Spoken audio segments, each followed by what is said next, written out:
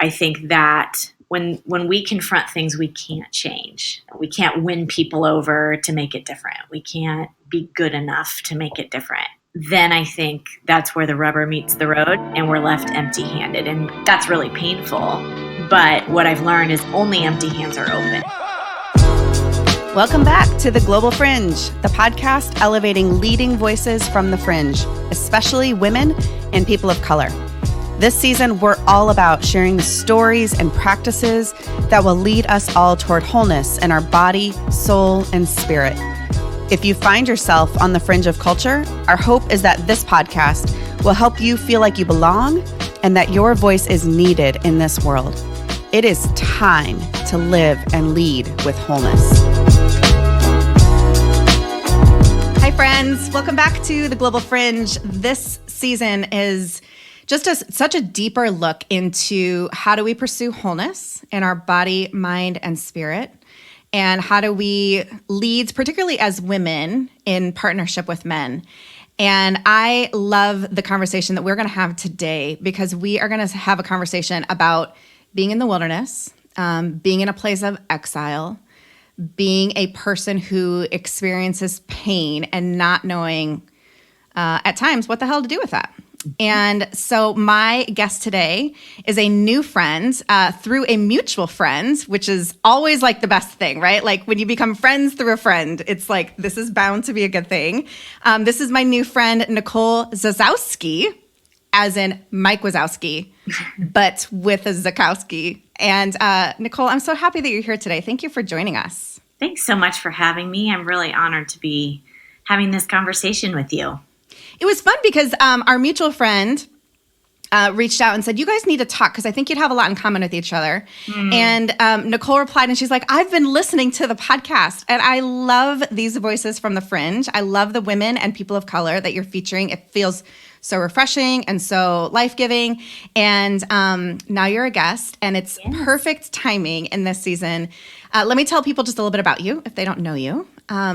Nicole is a marriage and family therapist, which is awesome. She's probably reading all my nonverbals right now and going to send me notes later on all the things that I need to be aware of, my unresolved pain in my life, which is there. But she leads retreats for families or for married couples, which is so beautiful and so restorative. And she's a brand spanking new author. She's got a new book out called From Lost to Found, Giving Up What You Think You Want for What Will Set You Free. I love the title. So can you give us just a quick snapshot of this brand new book baby that you have just had? Who is it written for? What's it about? Yeah, so really it's a story that I would have never been brave enough to choose for myself. And it's about how God took that story and taught me that sometimes his rescue looks like prying our fingers off of what is most comfortable, what we think we want, so that we actually have empty hands to receive what we need. So it is for the woman that finds herself in a season where she confronts pain she can't change.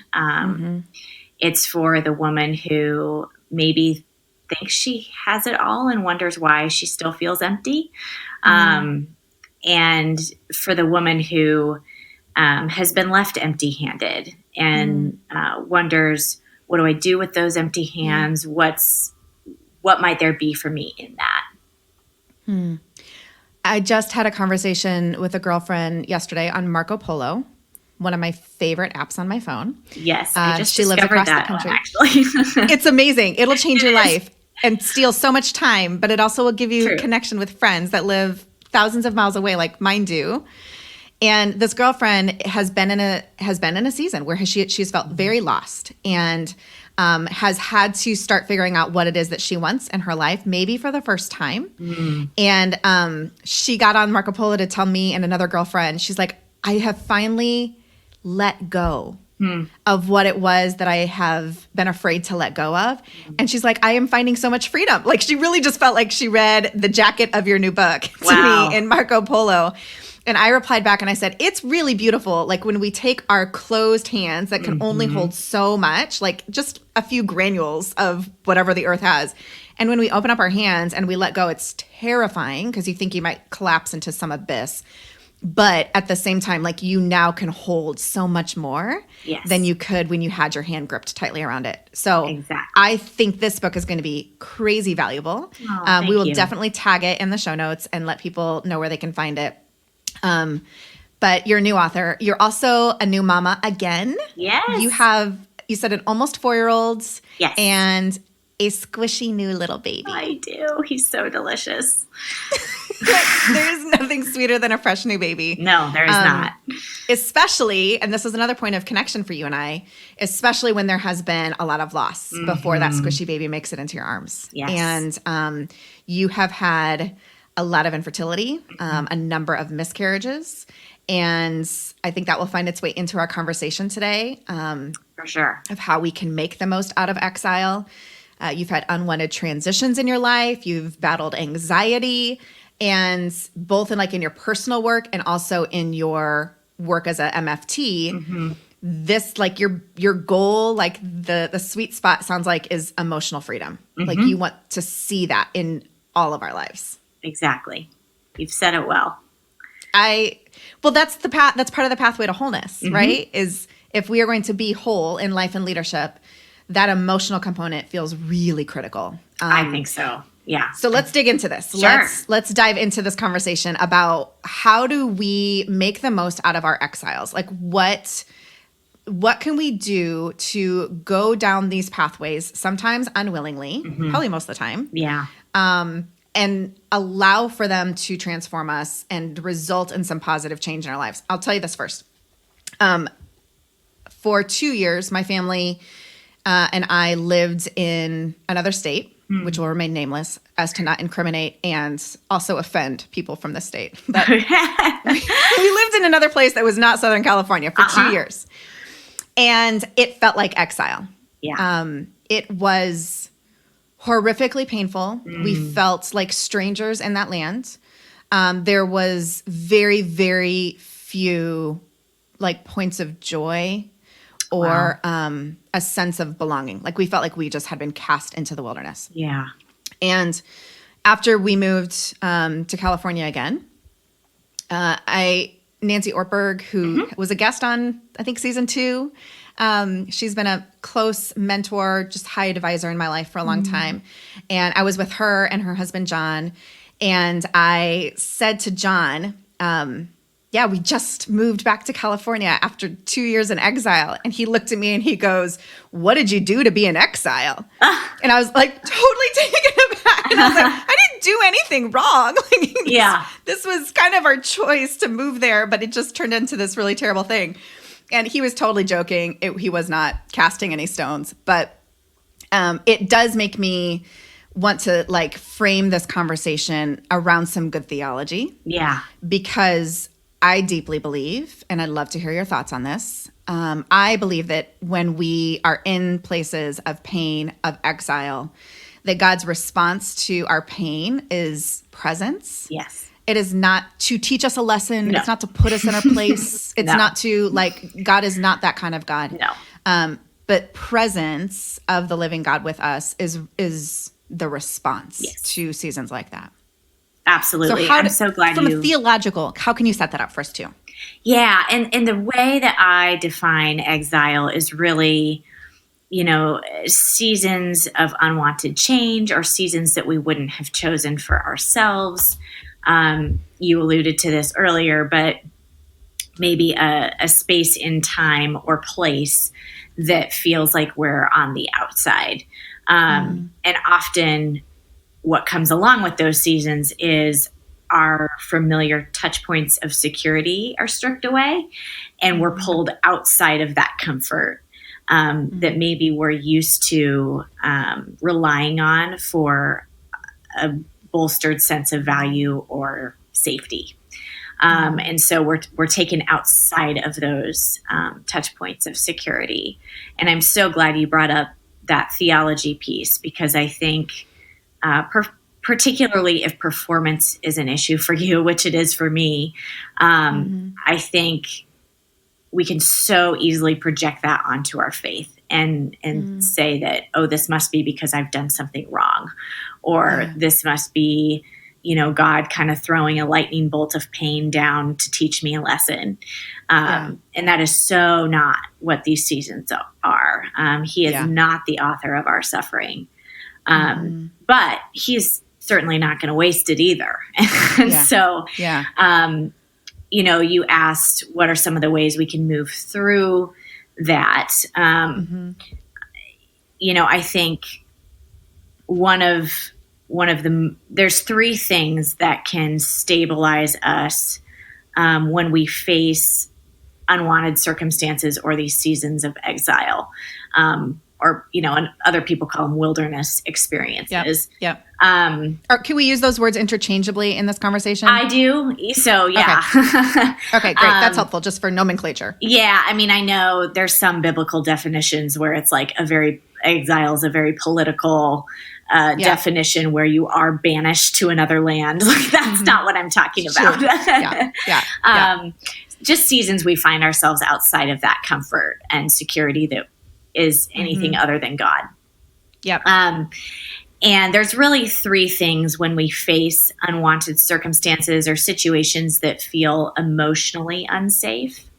You named one of them. The first is that we're not alone, that we are ushered into God's presence in that space. And one of the gifts of exile is that we might be feeling that for the first time because we're no longer using those other comforts to stabilize our sense of value and identity and security. So that's one gift or thing to hang on to in the midst of exile is the knowledge that if we're going to be in this mud pit or this difficult circumstance, we're definitely not alone. The second is, if I have to go through this, I didn't choose it. It's not what I would have written for myself in my own story. But if I have to go through it, what can I take with me into the future? How have I grown? How am I different? How is the relationship between myself and God different? How do I have a different understanding of who God is that I can bring with me into the future? And again, I want to be careful there and really highlight the fact this is very different than what lesson is God trying to teach me. This is like, if I have to go through this, what treasures can I find in the wake of what's been broken or lost? That will benefit my relationship with myself and my relationship with other people in the future. So that piece is really huge. And then it also, that moves you from like not a victim, but I think when you're in wilderness, exile, your life can feel so out of control. Yes. Like so outside of yourself, like that you have no agency anymore. Yes. And that you don't have no sense of personal responsibility or authority. Yes. And I think that point helps to tie back in. No, you do have choices. There are things that you have control and responsibility and authority. You are not like on a raft in the middle of a raging river and just being swept down with no options. I think that's really important for a sense of not dying in the wilderness. Exactly. And gosh, you're right on track. So that's the third thing. Oh gosh, sorry, I'm stealing your stuff. You're brilliant. Okay, third point. That's the third thing that makes a huge difference when we're in the middle of unwanted circumstances is, yes, we may not be able to control everything. We are not, controller of the universe, but we absolutely have agency and we absolutely can make choices. If nothing else, we can make choices over how our response is to some of these things. And recognizing, I am not totally powerless and helpless. I do have agency and can make choices. That is enormously healing and helpful. Yeah. When you think about women particularly Nicole, what are the primary things that move us into the wilderness? Like whether you see this in your practice as a therapist, you're an elder in your church, so you've got significant like local church involvement. Yeah. You've got your own story. Where do you feel like women in particular find themselves in wildernesses? I think this can be true for men too. So I don't know that it's women specific, but I know if I think about my practice and my friendships with other women and in my own life, I know performance and perfectionism are a struggle, at least in the American culture. And so I think that when we confront things where our performance isn't enough to change it, change the pain, or it's not enough to maybe get us what we're wanting, when our perfectionism fails, it just stops working. Yeah.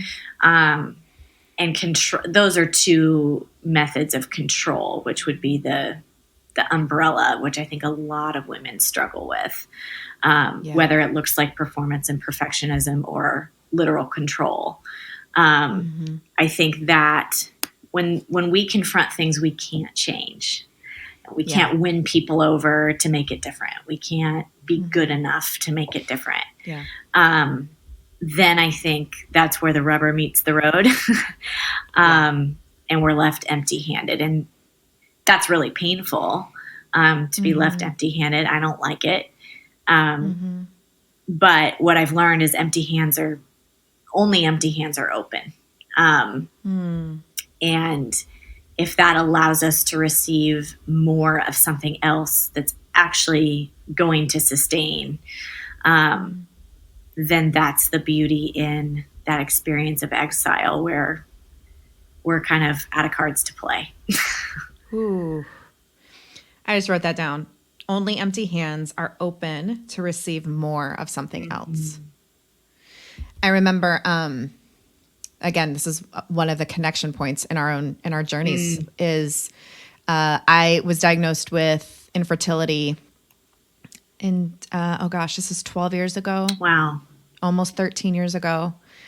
And I mean, infertility, the inability to have a child was never even something that I could conceive. Sure. Yeah. Unintended. Yeah.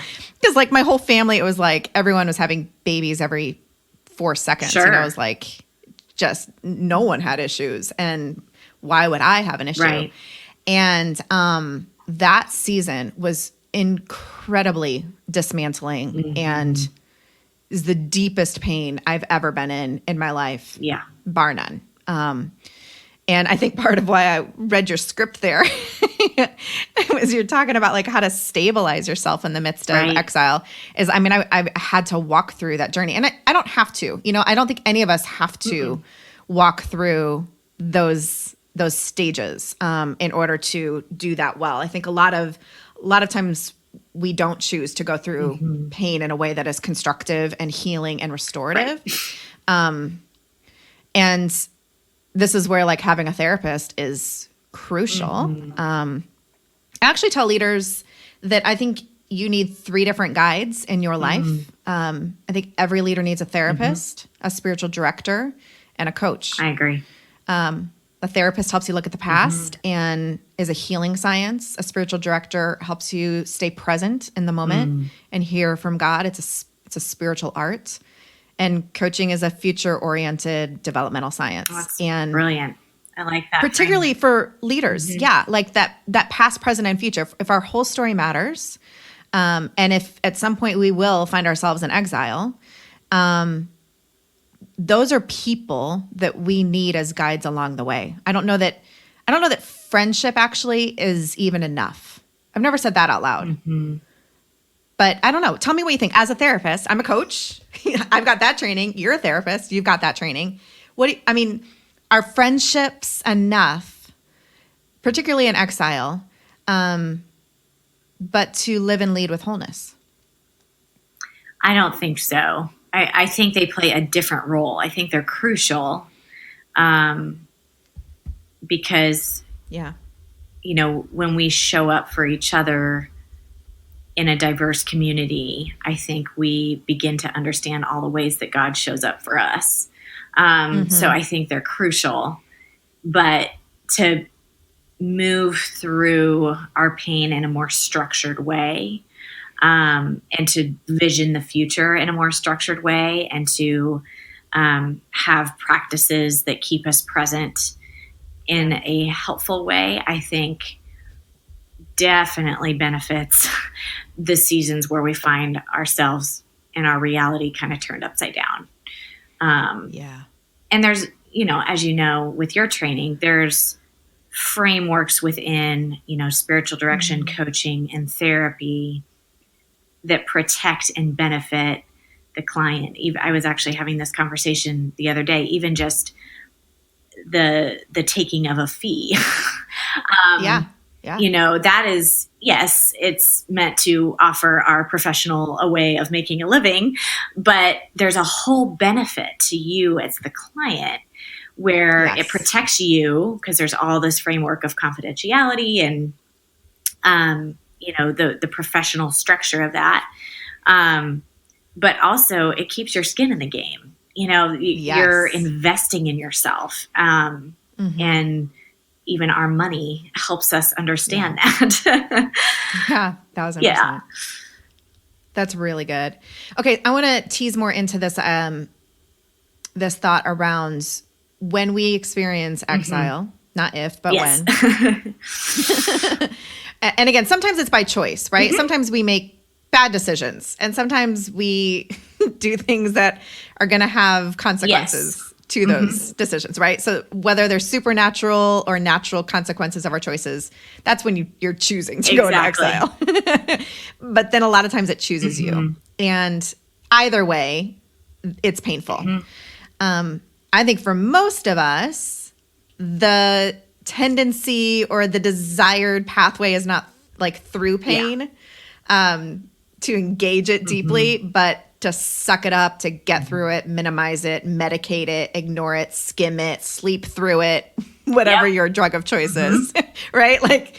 But then you have this opportunity to actually dig in and let the pain do something beneficial. I heard Dr. Henry Cloud talk about the difference between hurt and harm. Have you heard him talk about this? Okay, hopefully I can say this well, but I loved how he talked about how there's a difference between hurt and harm. Hurt is inevitable. Right. Harm you can control. Yeah. Especially if you're a leader, you will inevitably hurt people through your leadership, through the choices that you make, but you don't have to harm. So he said, imagine that that there's a man who comes into the room and he's wearing a mask and he holds a knife and he cuts you open and he takes all of your money. That man or woman could be a surgeon, and it's going to cause great hurt for you to have that surgeon remove the tumor, to get the cancer out of your body, to repair what has been broken within your body. It will hurt you like hell.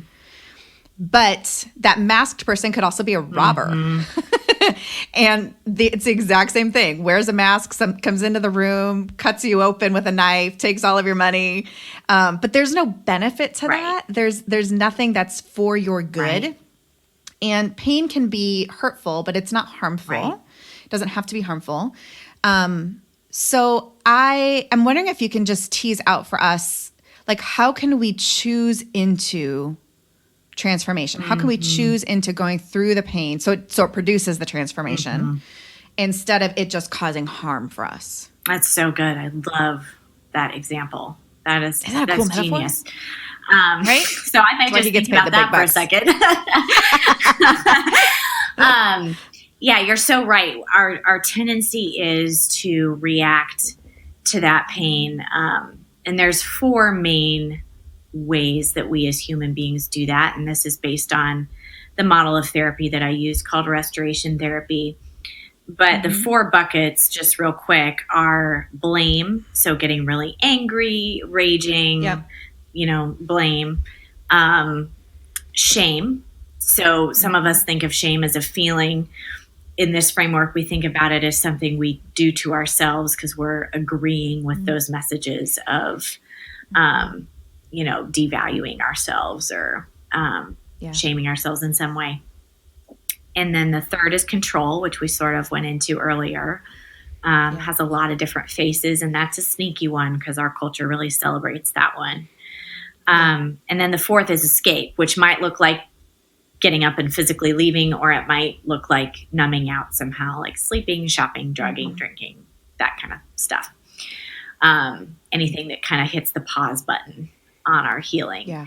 And all of them really do in some ways because, as you pointed out, there's a cyclical component to those. So if I feel a root feeling, which might be a violation of love, which is identities type feelings like inadequacy or worthlessness or whatever that painful situation is making me feel about myself. And I react with one of those 4 ways, it's going to track back to those same feelings. Similarly with what we're talking about, if I'm in a situation that makes me feel emotionally unsafe, like I'm out of control, I'm powerless, I'm helpless, physically or emotionally unsafe, and I react in one of those 4 ways, it just hits the pause button for, a moment or two. I mean, it really tracks back to that same feeling. So I think those 3 things we talked about earlier are 3 ways that really help that transformation. So knowing you're not alone. If I have to go through this, what can I take from it? And then knowing the choices I have and getting really specific. Like here, I've actually had clients and done this myself, literally draw 2 circles on a piece of paper and list all of the things I would love to control, but cannot.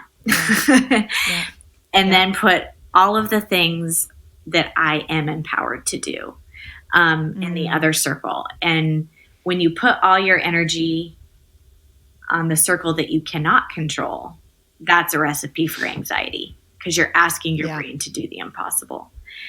But if you focus your energy and efforts on those things that you can do, that's very empowering. The other piece, to address that question of how can we make sure that it's transformative is when you see yourselves engaging in those blame, shame, control, escape behaviors. We do not do those things in a vacuum. Those are always rooted in pain. Yep. So we are either believing a faulty message about our identity or we're believing a faulty message about our sense of safety. And so learning to see those behaviors as clues, I must be feeling something. Yeah. What is the root? What's that primary emotion that I am feeling? And that's what I need to speak truth into. And that doesn't mean the feeling's not real. So some people get confused and think, with infertility, for example, like, of course, there's all these real, valid feelings that come along with that experience. And you can be in pain and at peace at the same time. And what I mean by that is I may feel inadequate, for example. That's a big one for me. But there's a huge difference between feeling inadequate and being inadequate. And while feelings are real, they do not always tell us the truth about who we are and our empowerment in the world. So being able to say, I am feeling inadequate, but this is what I know to be true about me. And I'm going to act on what I know to be true instead of reacting to how I feel. I have a brilliant colleague who I always keep this in mind, says you can think and act your way to a new feeling. You cannot feel your way to a new way of thinking and acting. So a lot of us like to sit here and say, but I don't feel it. Yeah. I want to feel it before I say it. And not that it doesn't matter, but I'm kind of going to say it doesn't matter. You can honor your feelings and say, I'm going to choose the truth and act on that truth and trust that the feelings are going to follow someday. I'm not going to wait to feel it before I do it. And that applies to all sorts of things. Our relationships, a lot of us have ideas about love and marriage and what that might look like. Like I don't feel in love anymore is kind of a thing we hear a lot. And no, love is something that you choose. It's something you do. There's that commitment. And sometimes the feelings are there and sometimes they may not be in certain seasons, but this is something we keep choosing. And so I think choosing that truth and choosing to act on that versus waiting to feel it is a huge component of transformation. That's really helpful. There's a model that we use in coaching called Be, Do, Have. And it's similar that who are you? Those are identity conversations. They are beliefs. And you can instantaneously create a new belief. You can instantaneously, for us Jesus people, like we can say that we believe in Jesus and, our scriptures tell us we will be saved. Like there's an instantaneous change that happens in who we are in our identity. But then there is work that needs to be done.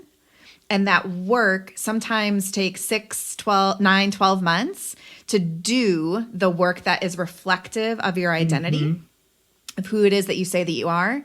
And then after you do that work, you can have something that you didn't have before. Yeah. So like I tell my clients all the time, if you want to have something new, you've got to do some things you've never done. Nothing changes if nothing changes. Nothing changes. Yes. This is why like all the time in my coaching work, I will refer people to therapists. There's a lot of dual things that happen there because who you are becoming is also a direct reflection of who you are from your past. Exactly. So there's a really beautiful symbiotic nature there. But yeah, I think the Be, Do, Have is a helpful structure to think through as well. I really like that. How it is that you're going to move through your pain so that it doesn't define you, but it can become a resource. My old senior pastor said something similar. I've tweaked it, but he said, pain can become a platform for power. And I believe that to be true, that it has the potential to be something supernaturally powerful in your life that you can use to connect with others, that becomes a place of, impact and of contribution to the world, so for your own wholeness. So pain is not to be wasted. No. Pain can be a gift. Absolutely. What's been the greatest gift in your own journey? Such a good question. There's been a lot. I think, April, when I look at where I was before and the path I was on before, even if I didn't believe this to be true intellectually, I was living in a very performance-based faith with God. And so I saw the gifts in my life as entitlements. And I saw them as rewards from my own goodness instead of gifts of grace. And so that has been a huge paradigm shift for me and something that I'm really thankful for, especially as I look at my 2 boys after 5 miscarriages and seasons of infertility, that I see them as gifts of grace and not, not entitlements because it was the next step or something I decided to do, or even gifts I have because I would be a good mom. I think this whole season has really dismantled my ideas about what the gifts in this life are, that they are not rewards or, one of the things I do in reaction to my pain that is not helpful is I just start outworking. Like I work harder than anybody else. And as a control thing. Like, I'll get what I want. I'll just work for it. And I confronted something that didn't work on, which was, with your own story, is it doesn't matter how much money you throw at something or how perfect you are, or it's not going to change in some circumstances. And if it does, it's a grace, not because you did it right. And so God used a situation that he didn't cause, but was really painful in my life, to dismantle my performance issues in my own life, but also in my relationship with him. I think another gift I think about actually relates to a common and popular verse, which is Jeremiah 29:11. And that's like a verse that gets needle pointed on pillows and stuff. But for those who aren't familiar with it, it's the one that says, "For I know the plans I have for you, declares the Lord, plans to prosper you and give you, this blessing and hope in a future." Thank you. And I used to look at that verse and say, oh, like, God is the power source to my own plans. Like, here's my vision of a perfect future, and God is going to make it happen. I just have to wait for it. And then, for the first time a few years ago, I actually read the whole chapter. And basically, all these false prophets had been telling the Israelites, just wait it out. The good times are coming. Just camp out amongst yourselves. Wait for this vision that you have to come true, because God's going to give it to you, which is how I had been reading that verse. But Jeremiah comes in and says, no, I want you to plant fruit trees, which fruit trees might take years before they yield any fruit. I want you to bless the people around you. I want you to get to know your neighbors who are very different than you. And I want you to make an impact where you are, not just hide out among yourselves where everybody's the same. And then he says, I know the plans I have for you, and this is plans to prosper. So I think what that has looked like in my own life is happening now.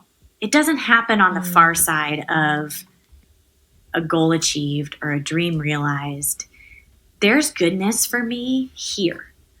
And any season that cultivates growth is a season of goodness.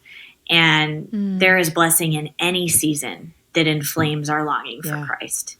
And some of those are more seasons of exile than seasons where we feel like we're nailing it and everything's going great. Totally. So those are the gifts that I've seen in my own life. That's really helpful. I think, the impetus for starting the Global Fringe in April of 2018, I really was entering another season of exile in my own life. After having just come out of one, like there was another wilderness. There's just been a lot of bumps along the way. A lot of pain. Yeah, same.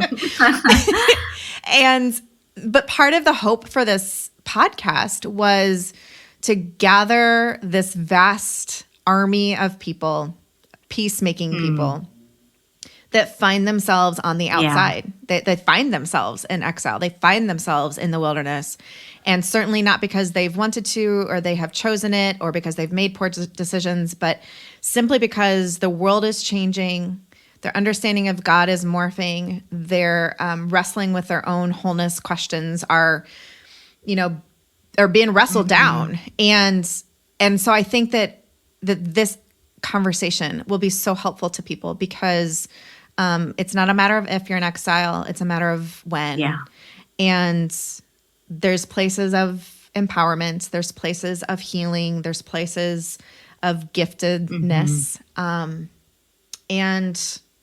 we're not alone. No. I mean, I love that that's your best thing. It's not only like you're not alone because God is present, but also because there's brothers and sisters and I feel like I keep encountering more and more and more. Yeah. That just feel outside. Yeah. And I love that you keep saying not if, but when, because I think as human beings, there's a tendency when we're in these seasons of profound pain to isolate for a couple reasons. One of them being we adopt this mentality that, well, if you haven't experienced my exact kind of pain, you just don't get it. Like you don't understand. And you couldn't possibly understand what I'm going through. And I think if we can challenge that a little bit, and say, they may not know my exact circumstance, but there's not one of us on this planet that that's immune to pain. Yeah. And we all go through something, and it might be at different times. It might be in different ways. It might be with different people. But it's part of the human experience. And so if we can let that connect us to other people, with a posture of curiosity instead of judgment, I think it can be a really, really, it can act against that loneliness. Oh gosh. Curiosity has become my favorite leadership quality, and maybe just my favorite human quality. It just creates so much openness. Yeah. Possibility, potential, lack of judgment. I want to cultivate more of that in myself and in the world, because curious people are the best kinds. I love that. Agree. Nicole, thank you. This has been really great. I knew it would be, but man, your own story woven into your training is just a gift. Thanks and for having me. I'm so excited for this book. Thank you. I'm just to get you out there in a way that you can't show up maybe having somebody else show up on your couch, but to show up on somebody else's couch in their own living room with this book. I think it will be a huge gift. So I asked if you would leave us with a blessing for those who find themselves in exile. And we're going to do that at the very end. But there's 3 questions that I'm asking every guest this season. And they're just a little bit tweaked from last season. But I would love for you just quick responses, 60 seconds or less, because these 3 questions really tie into our mission at Azer & Co., that we would activate women to live and lead with wholeness in full partnership with men. So what we're all about. Love it. So here's the first question.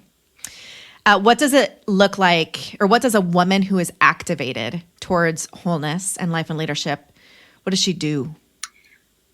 I think she speaks truth to those feelings, those real feelings that she feels, and then she makes choices, empowered choices, in response to that truth instead of react to her feelings, which is what we were talking about earlier.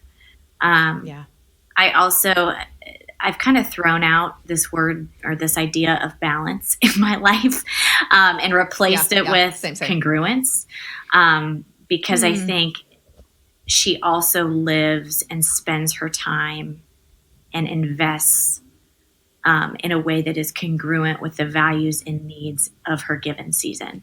Ooh, that's incredible. Okay. I'm taking furious notes. I'll show you my legal pad right now. I love it. I still write on a legal pad like an old lady. There's all my notes. I actually had to just fold it over and start on page 2. You're just like me. I take my notes on that too. That's so good. Okay, second question. What is the number 1 practice that leads you towards wholeness? I think confession is a huge one for me. And I don't mean in the formal way that some church traditions practice it, but we cannot change what we will not name. So I think naming those primary emotions that we were talking about earlier, naming that pain, I confess that I am feeling worthless. I confess that I am feeling powerless. And that is the starting place of so much growth, that I think we have to start there if we are wanting to pursue wholeness. And the tendency is to just say, tell me what to do. And I'll just do this other thing without going to the emotional root of what might be driving some of those behaviors that we want to change. Yeah. Okay. That's awesome. Last one is, how can men use their privilege to partner better together with women? I love this question. And I think it's a good one for any of us that find ourselves in a position of power or privilege. But knowing that we need diverse voices, or men need the voice of women, not because they should have them there, but because we need them there. So, and that I say it like that because that goes for any diverse voice, that I certainly need the voice that's different than mine, not because it looks good for me to have them there or because I should have them there, but because I really need them there. Yes. And that posture of curiosity, I think, leads a lot of those decisions. And that's what I think that's the biggest thing. I also think that we can only love other people to the extent that we love ourselves. And I don't want to be too stereotypical here, but I think our culture is just now starting to create space for men to process some of those primary emotions in their own life, their own feelings of worthlessness, their own feelings of inadequacy. And so if we can give space as a culture for men to process those feelings, I think their ability to make others feel valued and included and loved, we set them up for success when we allow them to give themselves those messages and work through the ways that they have pain in those areas. Yeah. That's awesome. So where can people find you online? Oh, I love connecting with people online. I am mainly on Instagram and my website. So my website is just www.Nicole, Nicole, Zasowski, ZASOWSKI.com. And then same as for Instagram, just at Nicole Zasowski. Awesome. Well, we will tag those in the notes so that people can follow you and find you. This has been a gift. So would you leave us now with a blessing for those of us who find ourselves in exile, whether it's by choice or by circumstance? I would love to. If you find yourself on the outside, may you know that there is no wall that God's love won't scale to come after you. And that may you be comforted in the fact that sometimes his rescue looks like prying our fingers off of what we think we want so that we can receive more of what we truly need, which is more of him and becoming more like him. Yes and amen, sister. Thanks All right, for having go snuggle me. that little smushy baby.